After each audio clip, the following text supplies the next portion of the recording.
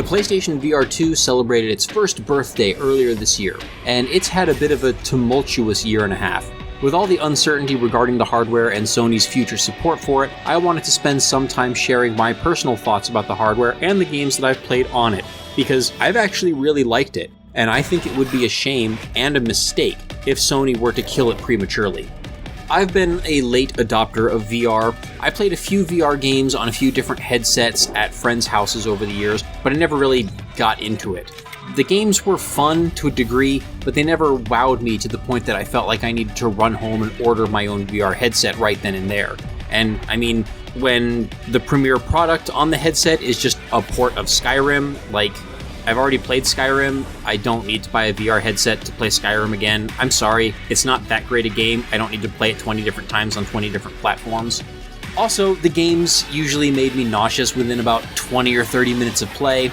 Besides, I didn't have a PC that would run VR anyway, and I wasn't prepared to spend the money on replacing my old gaming PC with a newer, higher-end rig that would run VR. So I held off. If I was ever going to do VR, it was probably always going to be a PlayStation VR headset, since I already had the PS4 Pro, and I wouldn't need to invest in another $1,000 PC. But I didn't jump onto the PS4 VR headset because there just weren't any games that I was chomping at the bit to play at the time. I had already played through Resident Evil 7 and Ace Combat 7, so the only other games that I was really interested in trying on PSVR were Star Wars Squadrons and Deracine. And Star Wars Squadrons was playable in non-VR anyway, and I played it in non-VR and had a good time with it, so I didn't need the VR headset. I had a chance to play Star Wars Squadrons briefly on a friend's PR headset, and that actually was the thing that finally changed my mind about VR. But being so late into the PS4's life cycle, even though I wanted one, I figured I'd just wait until the PS5 and then consider buying a PS5 headset instead. When I actually started playing PS5, I was also really liking it. In fact, I have a sneaking suspicion that when all is said and done, the PS5 might end up being my second favorite video gaming console after the PlayStation 2. The novel haptic feedback and surprisingly accurate motion sensor functions have even rekindled my long-lost love of the Gran Turismo franchise. And it just so happened that Gran Turismo 7 was supposed to get a really good and free VR update for the PSVR2. Since I had been enjoying the system, I was a lot more inclined to spend more money to get the most out of it. And I got a nice tax refund in 2023, so I decided to put some of that money towards a PSVR2 headset. And the PS5 was heavily marketed as being fully backwards compatible with PS4 games, so surely I would be able to go back to that old PS4 VR catalog and play any of the games that I had missed out on. Right?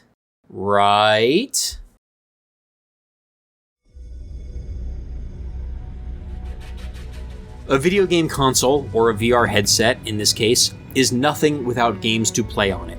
And this is where the PS5 VR headset really starts to fail miserably. It does have good games, don't get me wrong, but it lacks any killer exclusives. Most of what is offered are little more than glorified tech demos, VR expansions to non-VR PS5 games, or ports of VR games on other platforms, quite a few of which are actually scaled down imitators of the version that is available on current PC VR headsets. Games like Gran Turismo 7 and Resident Evil Village were already 2 years old when the PSVR2 launched, and they were the marquee launch titles for the headset. The worst offense, however, is that the PSVR2 does not actually support any of the original PSVR games for the PS4. This is despite the fact that the PS5 was always heavily marketed as being fully backwards compatible with PS4 games. I specifically bought the PS5 with the disk drive so that I could go back and play my library of PS4 games on discs, and also so that I could save money by time-sharing games with my friends. I get that the PSVR2 hardware works under totally different principles compared to the original system, but that doesn't mean that Sony couldn't have developed an API to translate the inputs from the PSVR2 commands into commands that the PSVR games could understand. In any case, the net effect is that those of us who bought a PSVR2 are stuck with the hardware's limited library and don't have the luxury of the back catalog of great PSVR titles. That means no Star Wars Squadrons, no Resident Evil 7, no Deracine, no Ace Combat 7, and no Superhot VR, among other PS4 VR games. I actually was not aware that the PSVR2 would not support PSVR games when I bought the hardware. The PS5's marketing had so heavily promoted that backwards compatibility that it never even occurred to me to even check if the PSVR2 would be backwards compatible. I just assumed that it would be. Since I had never owned the original PSVR and I was expecting the PSVR2 to be backwards compatible, I was actually excited that I would get to go back and try out those older PSVR titles. While I was waiting for the PSVR2 hardware to be delivered, I even bought a fancy new flight stick with the expectation that I would be able to play Star Wars Squadrons. And I also bought digital copies of Deracine, Ace Combat 7, and Star Trek Bridge Crew on PS4 with the expectation that I would be able to download and play them on the PS5 with the PSVR2. Okay, yeah, sure, that mistake is on me. I should have verified the backwards compatibility before buying those older games and the hardware. That was stupid on my part, but again, like, the PS5 marketing had pushed that backwards compatibility with PS4 games so thoroughly and so hard that it legitimately did not occur to me that the VR games would be an exception. Luckily, I was able to borrow a friend's PSVR headset so that I could play those games, so the money wasn't completely wasted. He had ordered a PSVR 2 as well, and so, like, the old PSVR was just going to be sitting around collecting dust, so he's like, oh yeah, sure, go ahead, play those old games. So I did. And this also gave me an opportunity to more directly compare the PSVR with its next-gen successor, which really does make the PSVR 2 look good by comparison. And before I go on, I want to take a moment to remind my viewers that this content and content like it is fully funded through your support via Patreon. My channel is not monetized, so I do not get any ad revenue for any ads that YouTube happens to throw onto these things, which they put on without my knowledge or permission, so sorry if you had to sit through ads. I don't see a penny from it. If you would like to support the creation of content like this and help to offset the cost of the software that I use to edit and put together all of these videos, then please consider making a $1, $2, or $5 donation at Patreon. The link will be in the description. Some of the benefits of being a Patreon member include early access to content, some exclusive content, and access to polls to vote on what kind of content I should make next. Thank you to all of my supporters, past, present, and future. Your support really means a lot.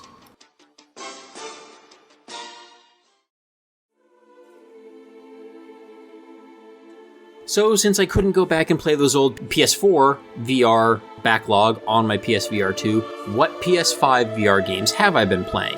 Well, let's start with Gran Turismo 7. With the VR and motion steering on the DualSense controller, Gran Turismo 7 is an absolutely phenomenal driving experience. I probably put another 100 hours into the game after getting the PSVR 2, and after having already completed the entire campaign while playing it in not VR. So I went ahead and put a bunch more hours into the post-campaign content. Being able to simply turn my head to check my mirrors or look over my shoulder to check my blind spot before attempting a pass or an overtake or taking a corner makes the game feel so much more like actually driving than playing a video game. And I've already talked in a separate video about how playing with the motion sensor on the controller for steering completely changed my perspective of that game as well and actually improved my play. I don't have a fancy pants racing wheel for the PS5, but I kind of feel like I don't need one because the motion steering on the PS5 DualSense controller is just that good. So I highly recommend that you check out that video as well. I had already played through both Resident Evil 7 on the PlayStation 4 and Village on the PS5 before the PSVR 2 released, so I skipped the VR versions of both of those, except that I did try the demo for the PSVR 2 version of Village. And I did try playing the Resident Evil 4 remake in VR when the VR patch for that finally released. I personally never cared for Resident Evil 4 to begin with, and I kind of blame it for killing the classic survival horror genre, including the painfully slow decline of the Silent Hill series. The remake of Resident Evil 4 takes itself a bit more seriously as a survival horror game and is a bit darker in tone. That might make it even worse, honestly. The original plot and gameplay was always campy and was never intended to be taken seriously. Ironically, the more self-serious remake might be even dumber than the deliberately campy original, though at least neither game has the player punching 10-foot-tall boulders, so still not as stupid as a Resident Evil game could possibly be. Being a big football fan and a vocal critic of Madden, I also put a crap ton of hours into a pair of VR football games. The first is an arcade game called 2MD VR Football Unleashed All-Stars. It's a silly backyard football game that's mostly just mini games. I didn't really care for it, and I didn't play it all that long. The other game, however, NFL Pro Era, turned out to be a really pleasant surprise. I was also expecting Pro Era to just be some extremely limited and simple mini games. Like maybe do some 2-minute drill scenarios or something like that. But no, this is a full football game. You only get to play as the quarterback, sure, but you do play the entire game, complete with the ability to play 15-minute quarters with an accelerated clock. You can even stand on the sidelines and watch your defense play when the other team has the ball. You get to play through a single season and the playoffs only, but the sequel, NFL Pro Era 2, supposedly has a more complete multi-year career mode. I haven't played NFL Pro Era 2 yet due to ongoing elbow pain that may or may not have been the result of playing too much NFL Pro Era 1. The other VR game that I think contributed to my elbow problems was Kayak VR. This is one of the big breakout successes of the PSVR2 and is one of the system's outright prettiest games. It's also a great workout. Even without the weight of holding an actual paddle or having to press against the resistance of real water, just miming the kayak paddling motion can get surprisingly exhausting and left me pretty sweaty. And also potentially gave me an injury. It's like, I feel like Chief O'Brien, who... I was kayaking on the holodeck again. Except in my case, it was my elbow. Not again. Afraid so. I know, but I can't stay away. It's like the river calls to me. And this is kind of one of the silver linings of the lack of an extensive or robust games library for the PSVR2. In lieu of blockbuster AAA games stealing the spotlights, smaller indie titles like Kayak VR had an opportunity to shine. This little virtual vacation game was able to be one of the most popular games on the system. After Gran Turismo 7 and Horizon Call of the Mountain, I think Kayak might be the premier launch title for the PSVR 2, even though it was also available on PC VR platforms and had been for about a year. So it's not like, again, it's not an exclusive or anything, but it's available, it plays very well, and it looks very good. Another smaller indie game that I liked a lot was a horror game called Propagation Paradise Hotel. Much like with NFL Pro Era, I was pleasantly surprised by how robust and full this game ended up feeling. I thought it would just be like a zombie shooting gallery with maybe a few childish puzzles, but this turned out to be a full-fledged, old-school survival horror experience. It's a slow, methodical game about scavenging for resources, managing those resources, and peeking around corners and through cracked doorways to make sure there aren't horrific threats on the other side. It is a little bit on the short side, and it does end with a sudden cliffhanger, and the difficulty curve gets very steep in the final stretch of the game. But overall, I liked it a lot, and I will happily buy the concluding chapter if and when it becomes available on PSVR 2. I also took the PSVR 2 as an excuse to pick up No Man's Sky again. I hadn't played it since its original disappointing launch years ago. I kept hearing from one of my friends that it's actually a very good game now, and she kept urging me to give it another shot, but I just never cared enough to download and install it back onto my PC, so I never did. But I finally did on the PS5 for the PSVR2, and like, sure enough, yeah, it is a much better game now than it was when it launched back in like, gosh, what was that, like 2016 or something like that? One of the PSVR2 games that I was actually kind of disappointed in was Swordsman VR. I really thought that a sword fighting game in VR with motion controls would be really cool, but it turned out that without the tactile feedback of actually feeling the impact of the swords against each other, it ended up being a very awkward gameplay experience, and I just didn't really get into it. Driving cars, piloting fighter planes, and shooting guns seems to translate much better into VR than something like sword fighting, and I would kind of imagine that a lot of other tactile experiences, like something like boxing or wrestling or something like that, would probably similarly not work as well in VR, unfortunately. I did also play some other PS2 VR games, but I don't really have the time to talk about all of them right now. There are a couple more that I'm going to talk a little bit about later on in this video because they're relevant to a particular topic that I'm going to talk about later, but I can't talk about every one of them.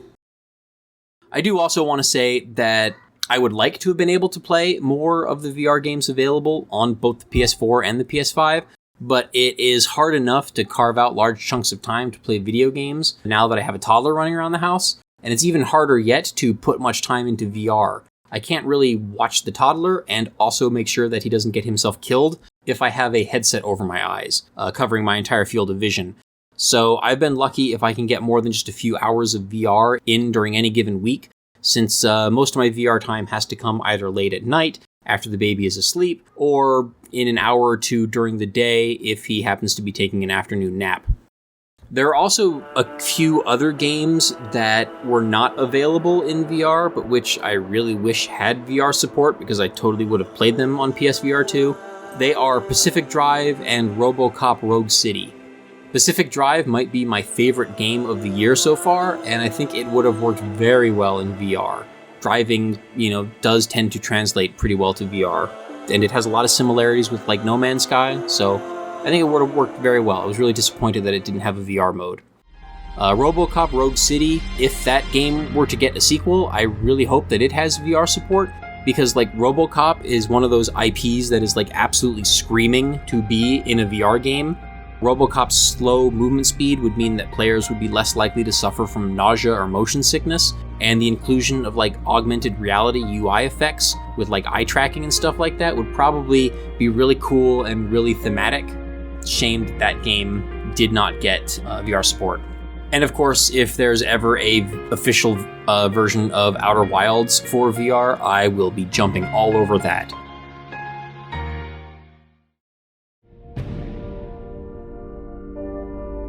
So once I got over the initial disappointment of not being able to play PS4 VR games, I was actually very happy with the PSVR2 hardware, and I played a lot of it. I will admit that the PSVR2 headset isn't quite as comfortable to wear as the PS4's VR headset, but the PS5 headset more than makes up for that by having much better tech and just being overall easier to use. As far as comfort goes, I haven't had the nausea problems with the PSVR2 headset as much as I had with earlier VR headsets. Part of that, I'm sure, is probably the game design. Part of it, I'm sure, is probably also hardware. And I can play the PSVR2 for hours before even starting to feel sick. The biggest problem for me has been more like head and neck pain from extended use. The original PSVR headset cleverly included this large headband that distributed the weight of the lens housing up the forehead and towards the top of the head, which made the headset feel less heavy compared to other VR headsets on the market at the time and reduced neck strain and the pain that would accompany prolonged use. The PSVR 2 has a similar high forehead band, but for some reason Sony did not make the headband for the PSVR 2 sit as high, so it does not redistribute the weight as much on the wearer's head. The PSVR 2 might also have less padding, or maybe the hardware is just heavier and so the original headband design just isn't good enough anymore. I don't know. All I can say is that within like 20 minutes or so of putting on the headset, I do start to feel some pressure and a little bit of pain in my head and in my forehead and on the back of my head, just above the neck. Like, it's not excruciating or debilitating pain by any stretch of the imagination. And if I'm really into the game, I won't really notice it until I stop playing. Usually, I can also relieve the pain by just taking a short break to loosen the head strap or take the headset off for a minute or two. I never really had to do those things with the original PSVR headset, but other than the mild discomfort, the PSVR2 hardware is just infinitely superior to the original PSVR. First and foremost, the PSVR2 is a breeze to set up and start playing, especially when compared to the complicated spaghetti of cables required to get the original PSVR running. Here's what you needed to do to set up the original PSVR on PS4. First of all, you needed a PS4 Pro, because a regular launch PS4 would not play VR.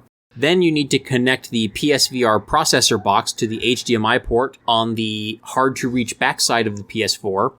Then run a separate USB cable from the PSVR processor box to the front of the PS4. Then you have to plug in the PSVR processor box's power adapter to a wall outlet. Then run another HDMI cable from the PSVR processor box to the TV. And you're still not done yet because you now also need to connect a PS4 camera to the PS4 to yet another hard-to-reach port on the backside of the PS4 console. And you're still not done because you still have to connect the PSVR headset to the PSVR processor box.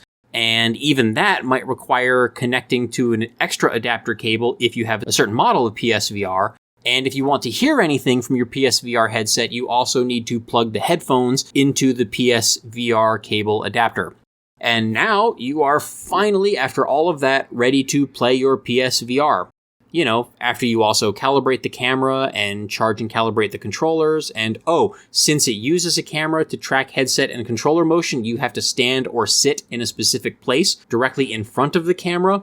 In all, you have to connect 7 or 8 different cables across 4 different pieces of PlayStation-branded hardware. Honestly, this felt like having a dev kit instead of an actual retail product. It was unbelievably clunky and cumbersome. Now, let's go through the grueling process of setting up a PSVR2 headset on a PS5. First, you plug the cable from the PSVR2 headset into the easily accessible USB-C port on the front of the console, and you are done. I mean, yeah, you still have to make sure the controllers are charged, and you'll have to do some one-time setup and calibration stuff for the headset, but yeah, you literally just plug one cable into the front of the console instead of the 7 different cables that the original PSVR headset required. There's no external camera for the PSVR2 headset because it uses internal sensors, accelerometers, and built-in cameras for motion tracking. And the earphones are built into the headset, so no extra cables or connectors are required for that either. I can sit or stand anywhere in the room, including plopping a VR gaming chair in the corner so that I'm not in people's way or risking having someone tripping over a cord. As such, setting up the PSVR2 and then unplugging everything for storage is way easier, quicker, and doesn't require tearing apart your entire friggin' entertainment center to access hard-to-reach cables and ports. It's just so much more convenient in every conceivable way. With how much of a pain it is to hook up everything on the PS4, I do not blame anybody who might have set the thing up once, played it for a little bit, and then never bothered to play it again after they took it all apart in order to store it because they just didn't want to deal with all of that hassle. The PSVR2 headset also has some other nice bells and whistles. The new PSVR2 controllers are a huge improvement from the silly wands that the PSVR used. These new controllers have haptic feedback and they have joysticks, which means that games on the PSVR2 can play and control more like regular video games played with a controller, but with the added bonus of tracking the motion of your hands. The headset itself also has its own haptic feedback. The headset itself will vibrate, for example, if the player takes damage in an action game or crashes your car in a driving game. And the screen is bigger, it's higher resolution, and the colors are much more vibrant. Lastly, there is a nifty camera pass-through button on the headset which allows you to use the front-mounted cameras on the headset to see a display of your actual physical surroundings. This is useful for making sure that you aren't about to bump into something when you're moving around, playing a room-scale VR game, or if you need to quickly check on a child or a pet while playing, or maybe even to check your phone, all without having to take off the headset. Overall, the PSVR 2 is just a much nicer piece of tech. It looks, feels, and plays like a genuine generational leap in hardware and software design compared to the original PSVR. Aside from being a little bit less comfortable to wear and a little bit more painful, it far surpasses the original PSVR in every conceivable way.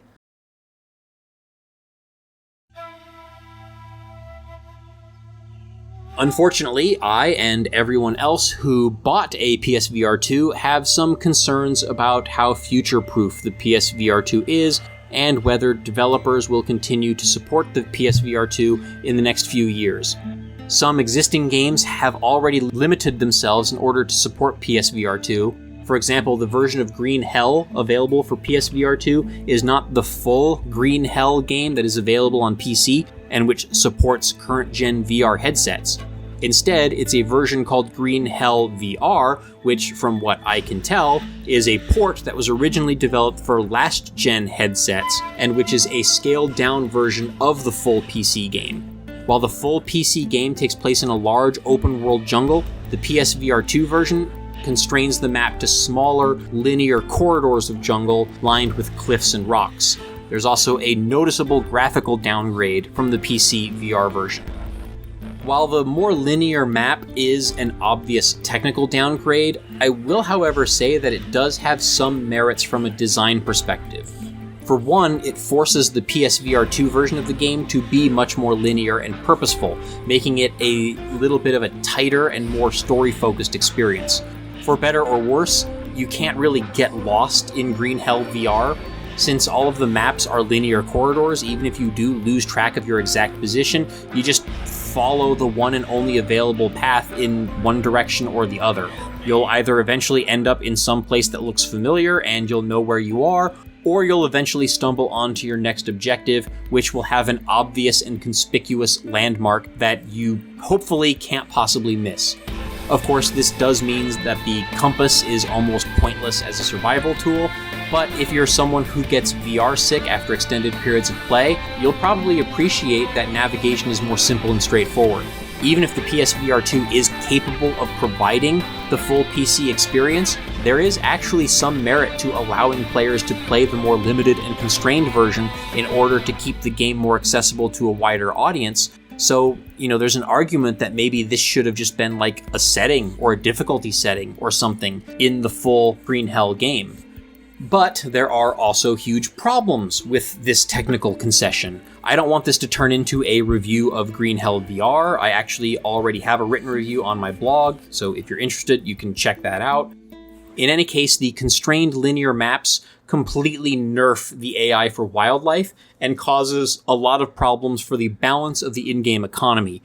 Animals can't really run away from the player because no matter which way they run, they will hit a wall. So they're pitifully easy to hunt and kill, which means that the restorative properties of all the food in the game had to be scaled down to prevent the player from being able to trivially top off your nutrient meters every time you kill a tapir or capybara. Everything spoils very quickly in order to prevent the player from being able to stockpile days and days worth of food. I haven't played the PC version to compare, but I get the feeling that nutritious food is probably a lot harder to come by in the more open PC game world, since animals can more easily escape off into the distant tree line. So when you do successfully hunt and kill an animal, I would guess that it probably restores a lot more nutrients, and even the easier to find fruits and mushrooms probably provide more nutrients than in the PSVR 2 versions because it is easier for you to get turned around and lost and potentially wander around in circles in an open environment. I also bought the PS5 version of Project Wingman, which is subtitled Frontline 59. I had this game on my Steam wishlist as well, but bought the PS5 version when I saw that it included PSVR 2 support. Unfortunately, just like with Green Hell, I found that the PSVR 2 version is not the whole game. It's just a 6-mission expansion pack. The entire Project Wingman campaign is available on the PS5 version, but only the Frontline 59 mini campaign is playable in VR on the PS5.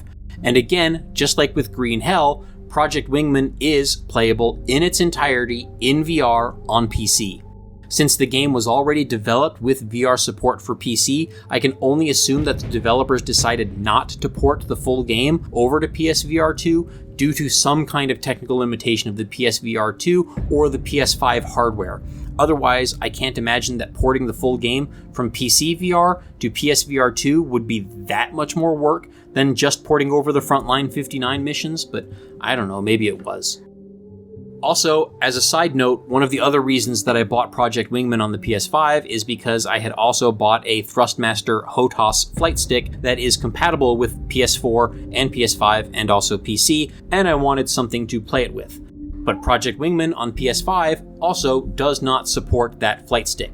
Why the hell did they make a flight sim for a console and not include support for that console's one and only compatible flight stick? More importantly, Sony, why the hell can't you just let us use a flight stick as a generic gamepad and let us map the inputs to analogous functions on the PS5 controller? That's how I got my old Logitech flight stick to work with Ace Combat 7 on Steam. It wouldn't be optimal, at least the expensive peripheral would be usable. Hopefully the upcoming Aces of Thunder will fully support PSVR2 and HOTAS. So, was the decision to limit the PSVR2 support for such games made by the developers for budgetary reasons, or was there something about the PSVR2 that created an unsurpassable technical barrier to porting the full games? Am I going to be able to play current-gen VR titles on my PSVR2, or will I be stuck having to settle for scaled-down last-gen ports? And what about future titles that are probably going to be more technically sophisticated? But at the same time, the PSVR2 runs the full Gran Turismo 7 game, perfectly fine, and it looks pretty good. So, clearly it's capable of playing full games, so why couldn't it play these other full games?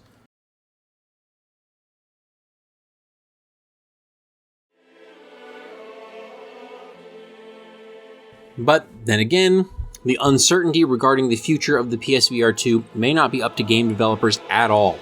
It seems that Sony does not care about VR. Despite being a great piece of hardware, the PSVR2 had not sold particularly well, and Sony is reportedly cutting its funding and support for the headset. They've already closed the London studio that develops PlayStation VR Worlds and has laid off staff at Firesprite Studio, which was the developer of Horizon Call of the Mountain, which is really the headset's only true exclusive. This supposedly only leaves 2 first-party VR games still in development as of the time of this recording. I'm not even sure what games they are, and who knows, they might get cancelled too. Sony has also halted production of new PSVR2 units while they try to sell the existing unsold stock. And sell the existing unsold stock is something that they actually did manage to do. Sony slashed the price of the PSVR2 in the summer of 2024 and apparently multiplied the sales for the headset. It seems that the price might have been the biggest deterrent to the hardware sales after all. So maybe if it had been cheaper to begin with, they would have sold more. Sony also released a PC adapter for the PSVR2 during the summer. I have not bought the PC adapter yet because I'm not sure if my gaming laptop will run VR games, and I do not have a up-to-date gaming desktop PC, but I'm still thinking of buying the adapter anyway before it goes out of stock. At the very least, if the PSVR2 does die on the PS5, then I might still at least be able to get some value from it by playing it on PC in the future. In any case, I really like the PS5, and I really like the PSVR2. I honestly hope that Sony continues to support PSVR2 after this summer sales spike, and I hope that more games come out for it. Personally, I'm looking forward to Aces of Thunder, Undead Citadel, and Alien Rogue Incursion.